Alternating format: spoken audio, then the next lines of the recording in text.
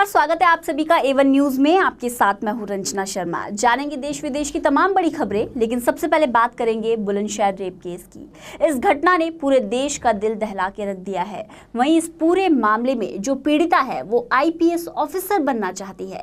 Gangrape पीड़िता उत्तर प्रदेश के बुलंदशहर कांड की शिकार हुई 14 साल की पीड़िता ने कहा कि वो IPS ऑफिसर बनना चाहती है। इसके साथ ही उसने पुलिस द्वारा भेजे गए 2 काउंसलरों से भी बात की, लेकिन इस घटना का उस पर क्या असर पड़ रहा है, अभी इसका अध्ययन चल रहा है। सूत्रों के मुताबिक पीड़िता पढ़ लिखकर महिला पुलिस अधिकारी बनना चाहती है। अब वहीं इससे कम से कम ये तो जाहिर हो गया है कि उसमें लड़ने का जज्बा है और वह घिनौनी घटना का शिकार होने के बावजूद भी टूटी नहीं है। उसके हौसले अभी तक कम नहीं हुए। वहीं पुलिस अधिकारी भी उसकी इस मंशा को जानकर चकित है। ये अपने आप में ही एक विडंबना है। जहां एक लड़की को सुरक्षा नहीं मिलती, वहीं वो लड़की चाहती है कि समाज की सुरक्षा कर सके। और अब बढ़ते हैं आगे। शहीद चंद्रशेखर को नमन करेंगे प्रधानमंत्री नरेंद्र मोदी। जी हां, 9 अगस्त को जन्मस्थली अलीराजपुर प्रधानमंत्री नरेंद्र मोदी जाएंगे और नरेंद्र मोदी 9 अगस्त को मध्य प्रदेश आ रहे हैं। वो शहीद चंद्रशेखर आजाद की जन्मस्थली भावरा अलीराजपुर में शहीद को श्रद्धा सुमन अर्पित करेंगे।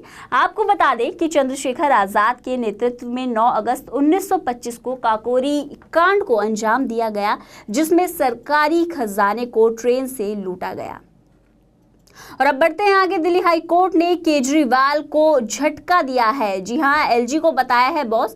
ये कहना है दिल्ली हाई कोर्ट का। दिल्ली हाई कोर्ट से केजरीवाल सरकार को बड़ा झटका लगा है। हाई कोर्ट ने भ्रष्टाचार निरोधक ब्यूरो और अन्य मामलों पर दिल्ली सरकार के अधिकार पर आम आदमी पार्टी की याचिका खारिज कर दी है। हाई कोर्ट ने अपने फैसले में कहा है कि उपराज्यपाल दिल्ली का प्रशासनिक प्रमुख है, इसलिए उपराज्यपाल का निर्णय ही सर्वमान्य होगा। वहीं आम आदमी पार्टी की सरकार ने इस फैसले के खिलाफ जल्द ही सुप्रीम कोर्ट में अपील करने का भी फैसला किया है। और अब बात महाराष्ट्र की। महाराष्ट्र के रायगढ़ पुल हादसे में सर्च ऑपरेशन अभी तक जारी है। खोजबीन के लिए 300 किलो का चुंबक नदी में डाला गया है।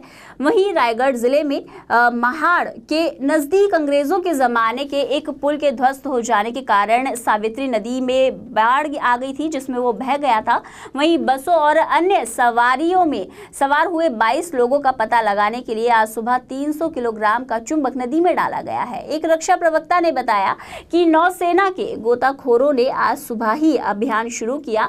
आपको बता दें कि लापता वाहनों को पता लगाने के लिए आज सुबह एक क्रेन के जरिए 300 किलोग्राम का चुंबक नदी में डाला गया। वहीं स्थानीय अधिकारी ने बताया कि चुंबक में कुछ फंसा है, जिसे नदी से बाहर निकालने की कोशिश लगातार जारी है। और अब बात बेंगलोर की। बेंगलुरु में 7 साल की बच्ची को होमवर्क ना करने की एक दर्दनाक सजा दी गई। जी हाँ, ये दिल दहला देने वाली एक घटना सामने आई है। लेदर बेल्ट से पीट कर इस बच्ची की हालत बहुत ही गंभीर कर दी गई। बेंगलुरु में 2री कक्षा में पढ़ने वाली बच्ची की कथित तौर पर उसके ट्यूटर ने लेदर के बेल्ट से उसकी पिटाई की, क्योंकि उसने अपना होमवर्क नहीं किया था। जी हाँ, बेंगलुरु के सेंट जोसेफ स्कूल में पढ़ने वाली 7 साल की बच्ची पिछले 1 साल से इस टीचर से कोचिंग ले रही थी। होमवर्क ना होने की वजह से टीचर गुस्सा हो गया और उसने लेदर की बेल्ट से बच्ची की पिटाई कर दी। वहीं जब बच्ची घर लौटी तो उसके शरीर पर चोट के निशान थे। आपको बता दें कि इसके बाद बच्ची के पिता, जो कि एक बिजनेसमैन है, उन्होंने टीचर की पुलिस में शिकायत कर दी। वहीं टीचर पिछले 15 सालों से बच्चों को प्राइवेट कोचिंग दे रहा है। वहीं अब पुलिस की गिरफ्त में भी है। खबरों में यहाँ रुकते एक छोटे से ब्रेक के लिए, जल्द हाजिर होते हैं।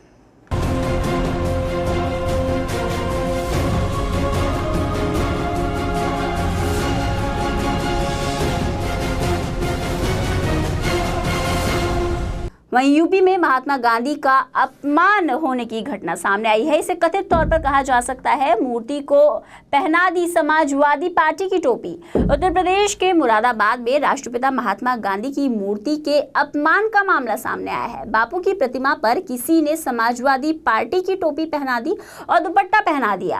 वहीं मामले की मजिस्ट्रेट जांच हो रही है। आपको बता दें, मुरादाबाद में कल ही मेयर के लिए उपचुनाव हुए हैं। इससे पहले शहर में उम्मीदवारों के लिए जमकर प्रचार हो रहा था। आसपास के लोग बता रहे हैं कि इस पार्क में समाजवादी पार्टी का एक कार्यक्रम हुआ था और उसी के बाद कुछ लोगों ने बापू की मूर्ति को टोपी और दुपट्टा पहना दिया। वहीं ऊना कांड में पीड़ितों से मिलेंगी बीएसपी सुप्रीमो मायावती ने भारतीय जनता पार्टी पर साजिश करने का भी आरोप लगाया है। ऊना कांड के बाद दलितों के दलों में युद्ध को हमदर्द साबित करने में बीएसपी सुप्रीमो मायावती ऊना दलित उत्पीड़न कांड के पीड़ितों से मिलेंगी। वहीं युवकों से मिलकर और उनके परिवार से मिलकर मायावती ने पूरा भरोसा दिलाया है कि उनकी हर संभव मदद की जाएगी। वहीं मायावती का कहना है कि वो काफी पहले गुजरात के गिर सोमनाथ जिले के ऊना जाकर दलितों के परिवारों से भी मिल चुकी हैं जो उसमें पीड़ित हैं। उनसे मिलकर उन्होंने अपनी सहानुभूति भी दी है, लेकिन बीजेपी उन्हें वहां नहीं जाने दे रही है, कई प्रकार के षड्यंत्र कर रही है। हालांकि मायावती के साथ रहे कई नेता जो अब पार्टी छोड़ चुके हैं इस सियासत का नाम दे रहे हैं। वहीं यूपी में हुआ था एक मामूली विवाद और इस विवाद में बुजुर्ग दलित की पीट कर हत्या कर दी गई। जी हां, ये एक और घटना सामने आई है। उत्तर प्रदेश में दलितों पर हो रहे अत्याचार थमने का नाम नहीं ले रहे। ऐसा ही ताज़ा मामला सामने आया है यूपी के बहराइच का, जहां एक बुजुर्ग की कुछ दबंगों ने लाठियों से जमकर पिटाई कर दी और फरार हो गए। वहीं उपचार के दौरान बुजुर्ग की मौत हो गई। सूचना पर पहुंची पुलिस ने शव को कब्जे में ले लिया है और पोस्टमार्टम के लिए भेज दिया है। मामले की जांच जारी है। वहीं स्वामी प्रसाद मौर्य के बोल और भी ज्यादा बिगड़ते नजर आ रहे हैं। शीला दीक्षित को उन्होंने दिल्ली का रिजेक्टेड माल बताया है। जी हां, बीजेपी में शामिल होने की एक तरफ अटकलें आ रही थी, बीएसपी को अलविदा कह चुके हैं स्वामी प्रसाद मौर्य। उन्होंने कहा है कि अब दिल्ली की जो पूर्व मुख्यमंत्री हैं शीला दीक्षित, वो दिल्ली का रिजेक्टेड माल है। वहीं यूपी के श्रावस्ती जिले में मीडिया के सवाल पर मौर्य ने यूपी में कांग्रेस की सीएम उम्मीदवार शीला दीक्षित के बारे में आपत्तिजनक बयान दिए। उन्होंने कहा कि शीला को कांग्रेस ने यूपी में लाकर बैठा दिया। मौर्य ने कहा कि कांग्रेस बात तो युवाओं की करती है और अपने आप को राष्ट्रीय पार्टी कहती है, लेकिन सबसे बड़े सूबे में उन्हें सीएम पद का कोई चेहरा नहीं मिला और मजबूरन उन्होंने देश की राजधानी के रिजेक्टेड माल को ही अपना जनाधार बनाया है। एक महिला को मुख्यमंत्री पद का उम्मीदवार घोषित कर दिया है। तो स्वामी प्रसाद मौर्य के जो बोल हैं वो बिगड़ते नजर आ रहे हैं। हम आपको बता दें कि बीएसपी को अलविदा कह चुके हैं स्वामी प्रसाद मौर्य। तो खबरों में मेरे साथ फिलहाल इतना ही। बाकी देश और दुनिया की तमाम बड़ी खबरों के लिए आप देखते रहिए A1 न्यूज़।